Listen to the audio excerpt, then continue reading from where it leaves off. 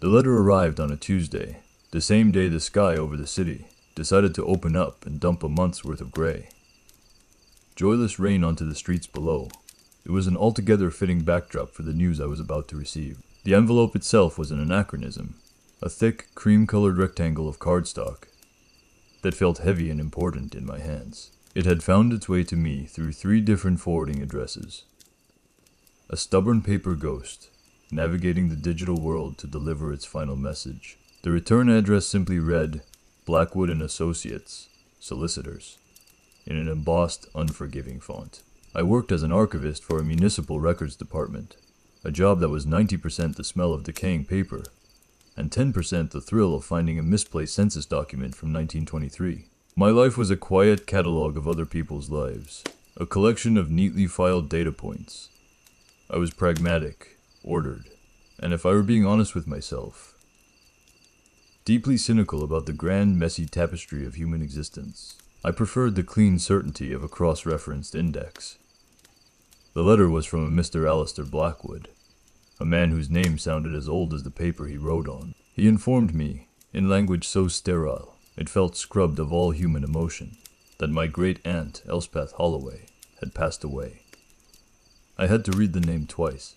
Elspeth. I barely remembered her, a phantom from the periphery of my childhood. She was a name mentioned in hushed tones during holiday gatherings, a conversation that would abruptly stop whenever I entered the room. My family, for reasons I never understood, had treated her existence like a shameful secret, a branch on the family tree they had tried to prune away from memory. According to Mr. Blackwood, my great-aunt had named me as the sole beneficiary of her estate. My first thought was that there must be some mistake. My second was a wave of pure, unadulterated suspicion. What could this spectral woman possibly leave me? A box of moth-eaten heirlooms, a mountain of debt. The letter went on. The legal jargon a dense thicket I had to fight my way through. The estate, it turned out, consisted of a single primary asset, the ancestral home. A property known as Hollowfall and its surrounding lands. The conditions for inheritance were what made me pause. There were only 2. First, I was required to personally inhabit the house for a period of no less than 1 year. Selling it, renting it, or leaving it unattended were all explicitly forbidden. Second, and far more peculiar, I was to adhere to all established household routines without deviation. The phrase hung in the air of my cramped apartment, smelling of old secrets and unspoken obligations. What routines? The letter offered no clarification. My life in the city had become a cycle of rent payments and quiet desperation. My apartment felt less like a home and more like a storage unit for a life I wasn't actively living. The idea of a house, a real house with land and silence, was a powerful lure. The strangeness of the conditions seemed a small price to pay. I imagined it was just the eccentric demand of a lonely old woman, a way to ensure her home wouldn't fall into immediate disrepair. A final, quirky grasp for control from beyond the grave. Enclosed in the envelope, nestled in a fold of stiff paper, was a single, ornate brass key. It was heavy, its head shaped into a complex knot of what looked like interwoven branches. With it was a hand-drawn map, sketched on brittle, yellowed parchment. It showed a route that started from a town I'd never heard of and snaked deep into a sprawling forested region of New England, ending at a small hand-drawn X in a valley labeled simply Hollowfall. The pragmatist in me screamed that it was a fool's errand, a bizarre and inconvenient disruption. But the archivist, the man who spent his days sifting through the forgotten detritus of the past, was captivated. This wasn't a file to be catalogued. It was a story, and for the first time in a long time, it was my own. The drive took 2 days. The first was a long, monotonous drone down interstates, a shedding of the city's skin. The second day was a descent into another time. The map became my only guide after the GPS gave a final apologetic chime and declared the area uncharted. Paved highways bled into cracked asphalt, which in turn surrendered to gravel roads that seemed to be actively losing a war against the encroaching wilderness. Towering pines and ancient, moss-covered maples formed a dense canopy overhead, swallowing the sky and plunging the road into a perpetual twilight. The air, once thick with the exhaust and grit of a million people, was now sharp and clean. smelling of damp earth, pine needles, and something else, something wild and faintly floral. It was an isolation so profound, it felt physical, a pressure against my skin. My car, a symbol of urban efficiency, felt like a noisy, fragile intruder here. By the time I found the turnoff, a pair of crumbling stone pillars. Nearly consumed by ivy, the fog had rolled in. It wasn't a normal fog. It was a thick, breathing entity that clung to the valley floor, muffling sound and swallowing the landscape. The hand-drawn map had called this valley Hollowfall, and as I navigated the final, winding path, I understood why. It felt like driving into the bottom of a deep green bowl, a place where the world above ceased to exist. And then I saw it. The house didn't appear so much as coalesce out of the mist. It was an old, magnificent structure of dark, heavy stone and massive timber beams, seeming less built upon the land than grown out of it. 2 stories of mullioned windows stared out from under a steep, slate roof that was slick and black with rain. A formidable stone chimney rose from one end like a watchtower. It was imposing, certainly, a fortress against the wilderness. But it wasn't menacing. There was a stoic beauty to it, a sense of endurance. A weathered wooden sign, swinging gently from a low-hanging branch, confirmed the name and faded.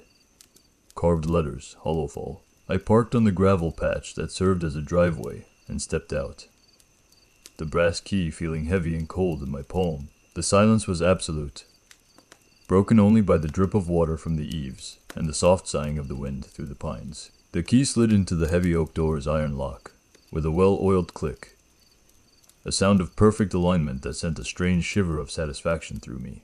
The door swung inward without a creak, opening into the gloom. The air that met me was cool and still, carrying the scent of old paper, dried herbs, and the faint, pleasant aroma of a long-dead wood fire. It was the smell of my job, the smell of history, but infused with a life the municipal archives never had. As my eyes adjusted, I saw I was standing in a grand foyer, a wide, sweeping staircase, curved up into the shadows of the second floor. The walls were lined with dark polished wood, and every surface was laden with antiques. A grandfather clock that stood silent, a collection of porcelain figures under a glass dome, and shelves upon shelves of leather-bound books.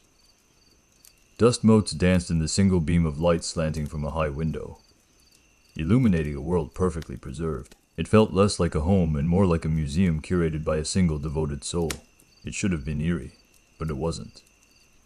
Welcoming. In the precise center of the foyer, positioned as the undeniable focal point of the room, was a small, round table draped in dark velvet, and on that velvet, catching the dim light, sat 2 objects. The first was a small handbell, its body made of heavy, polished brass, its handle a smooth, dark wood worn from years of use.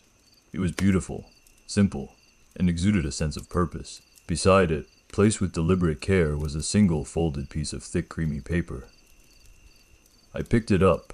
The note was written in a delicate, spidery script. The ink faded from black to a soft brown. It contained only one instruction, a single sentence that was both a command and a plea. I spent the next several hours in a state of quiet wonder, exploring Hollowfall, not as its inheritor, but as an archivist discovering a perfectly preserved specimen. Each room was a time capsule. In the living room, a massive stone fireplace stood gaping and cold, its mantel adorned with tarnished silver candlesticks and a framed silhouette of a severe-looking woman. Heavy, velvet curtains, the color of dried blood, were drawn tight against the world outside. I pulled one aside and looked out, but the fog pressed so thickly against the glass.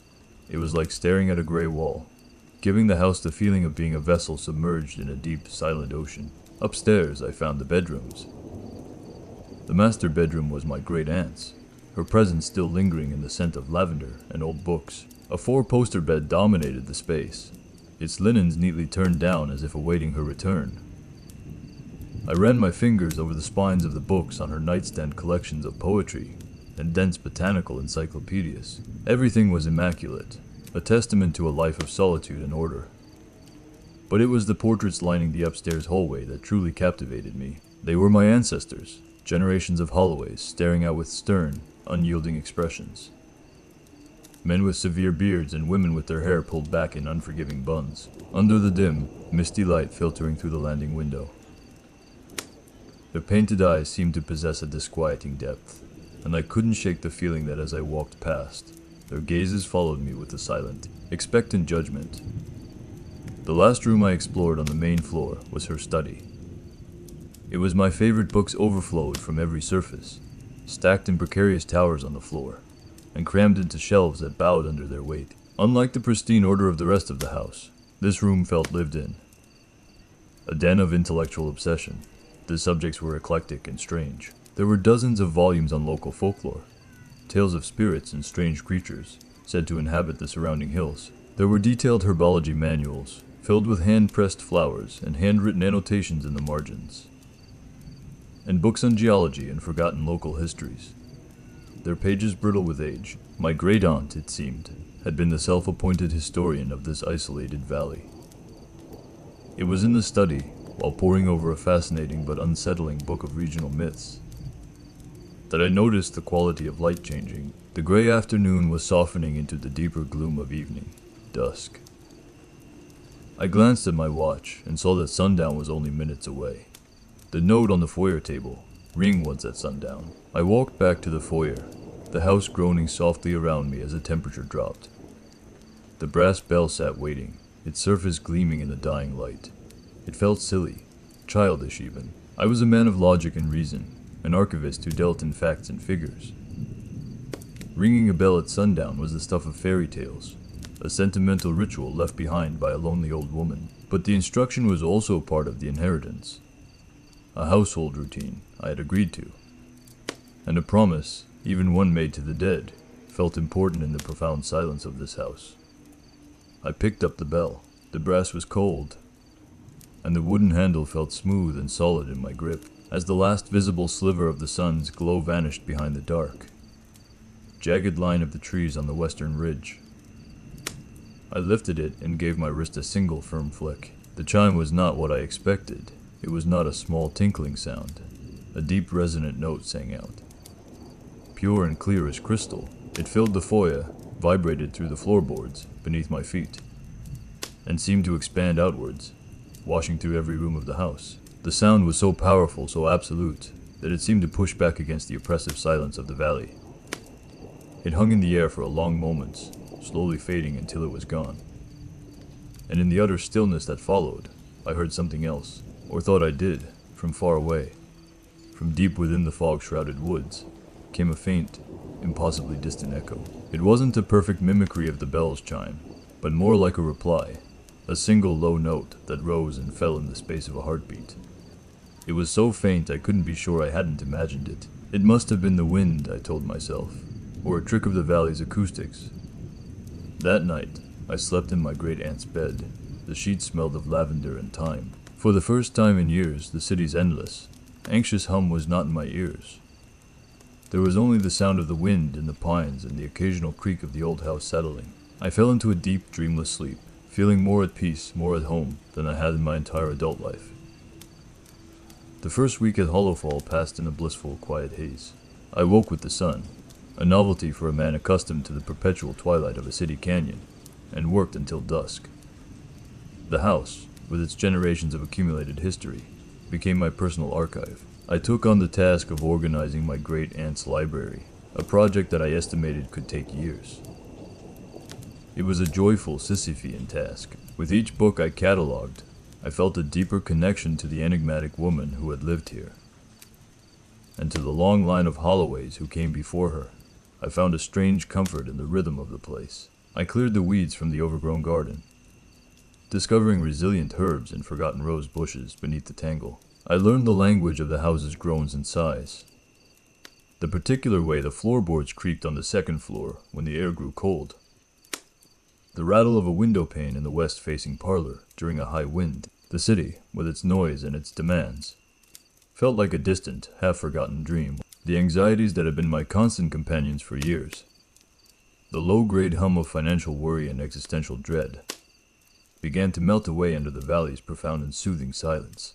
Each evening, as the sun performed its slow descent behind the western ridge, I would stand in the foyer and perform the ritual. The ringing of the bell was no longer a silly obligation. It became the anchor of my day, a single, resonant note that separated the light from the dark, The act was meditative, a moment of profound stillness, and every night, just as the chime faded into silence, I would strain my ears, listening for the echo. Sometimes I heard it, a low, resonant hum from the deep woods. Other times I heard nothing at all. I learned to accept the ambiguity, chalking it up to the valley's strange acoustics or my own expectant imagination. But as the second week began, the house's peaceful solitude started to show cracks. It began at night. As I lay in bed, drifting towards sleep, I would hear sounds from within the walls. At first, they were faint, easily dismissed as skittering of mice, the house settling, the wind whistling through a crack in the stone. But they slowly grew more distinct. They sounded like whispers, faint and sibilant, like the rustling of dry leaves. They were indecipherable, a language of soft hisses and low murmurs that seemed to emanate not from any one room, but from the very stones of Hollowfall itself. During the day, I started catching things at the edge of my vision. While working in the garden, I did glimpse a flicker of movement in the dense woods that bordered the property, a shadow detaching itself from other shadows. A shape that was too tall and too thin to be a deer. When I would turn my head to look directly, there was never anything there. It was unnerving, a slow gathering sense of being observed by an unseen and patient audience. My explorations of the house also yielded a new mystery. Driven by my archivist's need to catalog everything, I decided to test the old brass key. To my astonishment, it worked on every lock in the house. The doors to every bedroom, every closet, the heavy oak of the front door, the back door leading to the garden, even the old sea chest in the attic. The single key opened them all except for one. In the dark, stone-lined cellar at the far end of the musty space was a door unlike any other in the house. It was made not of wood, but of thick, riveted iron, and it was set deep into the foundation stones. It had no knob, no handle, and no visible keyhole.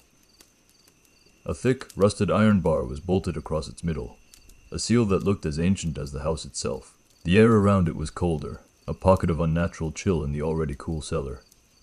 Whatever that door held, it was meant to stay there. The key, which had felt like a master pass to the house's secrets, was useless against it. The whispers, I realized with a growing sense of dread, were always loudest when I stood before it. The storm arrived without warning on a Thursday afternoon in my third week. The perpetual fog that swaddled the valley grew heavy and dark, and a low, oppressive pressure settled over Hollowfall, making the air thick and hard to breathe. The sky, which had been a placid gray, turned the color of a deep bruise. The wind, once a gentle sigh, rose to a frantic, shrieking howl that tore through the pines and hammered against the old house. Rain came down not in drops, but in solid, wind-driven sheets, lashing against the windows with the force of thrown gravel. The lights flickered once, twice, and then died, plunging the house into a profound and disorienting gloom. I wasn't worried. I had found a supply of candles and oil lamps, another part of the house's analog charm. My immediate concern was the distinct drip I heard coming from the attic. Armed with a flashlight and a bucket, I ascended into the upper reaches of the house. The leak was coming from a joint in the roof, a steady trickle of dark, cold water that was already forming a puddle on the dusty floorboards. The rest of the afternoon was a frantic, clumsy battle against the storm. I moved old trunks, laid down oilcloths, and tried to jury-rig a solution. My focus entirely consumed by the immediate, tangible problem of keeping the house dry. The storm's fury was all-encompassing, a roaring chaos that filled my senses and erased all sense of time. The difference between noon and dusk was lost in the unrelenting, premature twilight. It was the sudden, jarring silence that finally broke my concentration. The wind died down as quickly as it had risen, and the torrential rain softened to a gentle patter. In the abrupt stillness, the house felt unnervingly quiet. I glanced at my watch, my heart giving a painful lurch. It was almost 7 o'clock. Sundown had passed nearly an hour ago. A cold, sharp panic, unlike any I had felt since arriving, seized me. The bell in the frantic effort to manage the leak. I had completely forgotten. I scrambled down from the attic, my boots thudding on the stairs, and raced to the foyer. The house was almost completely dark now, the faint watery light of the storm's aftermath barely illuminating the room. I snatched the brass bell from its velvet-lined table. My hand was trembling. It was just a silly ritual, I told myself. My pragmatic mind trying to wrestle control from the primal fear that was taking root in my gut. A missed date couldn't possibly matter. I flicked my wrist. The chime that came out was horrifyingly wrong. Instead of the clear resonant note that pushed back the silence, the sound was dull, flat, and pathetic. It was as if the oppressive stillness in the house had become a thick blanket that smothered the chime the moment it was born, absorbing its energy and leaving nothing but a dead, metallic thud. There was no vibration through the floorboards, no sense of the sound expanding. And from the valley, there was no echo. There was only a profound, waiting silence that felt heavier and more absolute than ever before. That night, the character of the house transformed. The peace I had come to cherish was shattered, replaced by an atmosphere of active, malevolent dread. The sounds from the walls were no longer whispers. They were voices. I could hear them clearly now, dozens of them, faint but distinct. They were pleading, begging, calling out from a place of profound suffering, and they were all coming from the cellar from beyond the iron door. I huddled in the master bedroom, a chair wedged under the knob, and listened. Soon after, a new sound began, a scratching. It came from all around me, from behind the plaster of the walls, from beneath the floorboards, from the ceiling above. It was the sound of countless nails dragging slowly, deliberately, across old wood and stone. When a sliver of moon finally broke through the clouds, I chanced to look out the window. The portraits in the hallway, which I had to pass to get there, had changed before. Their eyes had been stern and judgmental. Now, they were wide with a painted, abject terror, their mouths slightly agape as if in a silent scream. The very house seemed to be holding its breath, braced for something terrible. The peaceful silence of the valley was gone, replaced by a new kind of quiet, a watchful, predatory stillness that felt as though the entire forest was leaning in. Listening, I did not sleep. I sat on the floor of my great-aunt's bedroom, back pressed against the door, and listened to the house endure its long night of torment. The scratching from the walls continued until just before dawn, a relentless grating sound that etched itself into my nerves. The pleading voices from the cellar rose and fell, a chorus of misery that promised no rest. Twice, I heard a heavy thudding impact against the front door downstairs, a sound like a massive log being swung against the oak. The whole house shuddered with each blow. The night I had missed, the single broken link in a chain of unknown length, had undone all the peace I had found here. The house was no longer a sanctuary. It had become a besieged fortress. When the first weak, gray light of morning finally filtered through the windows, a fragile truce seemed to fall. The scratching stopped. The voices from the cellar faded back into indistinct, sibilant whispers. I waited for a full hour before daring to unwedge the chair and open the bedroom door. The house was still, but it was the stillness of a battlefield after the fighting had stopped. The air was thick with a palpable sense of fear.